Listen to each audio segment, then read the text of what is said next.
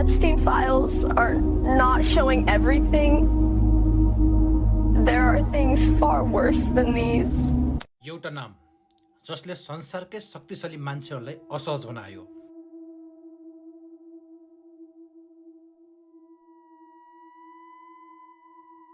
एउटा फाइल जुन सार्वजनिक भयो तर अझै खुल्न सकेन।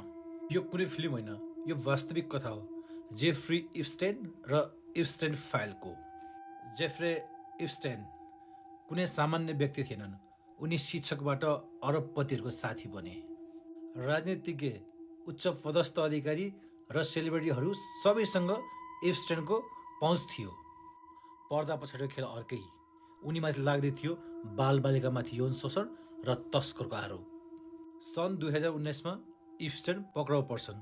अदालतमा सबै कुरा खुल्ने आशा थियो, तर त्यो कहिल्यै भएन। यी फाइलहरू वर्षौँपछि अमेरिकी न्याय विभागले सार्वजनिक गर्यो, तर सबै कुराहरू खुलाएको छैन। धेरै कुराहरू मसीले ढाकिएको छ। यसलाई भन्छ रिड्याक्टेड फाइल।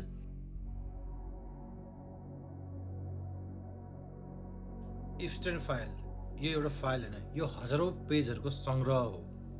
एफबिआई रिपोर्ट, कोर्ट कागजात, इमेल, फोन रेकर्ड, फ्लाइट लग्स र पीडितहरूको बयान।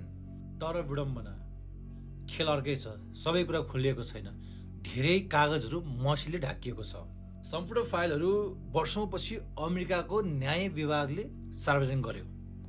इप्स्टेनको निजी जहाजलाई ललिता एक्सप्रेस भनिन्थ्यो। फ्लाइट लग्समा धेरै चर्चित नामहरू देखिन्छन्, तर यहाँ एउटा कुरा के स्पष्ट हुन्छ भने नाम देखिनु मात्र अपराध होइन। कतिपय मानिसहरूको भेट केवल एकपटक मात्र भएको भन्ने कुरा जानकारी छ। तर प्रश्न अनेक, किन यति धेरै शक्तिशाली व्यक्तिहरू एउटा अपराधीको पछि? जब इप्स्टेन फाइल सार्वजनिक भयो, सबभन्दा बढी आलोचना पीडित पक्षबाट भयो।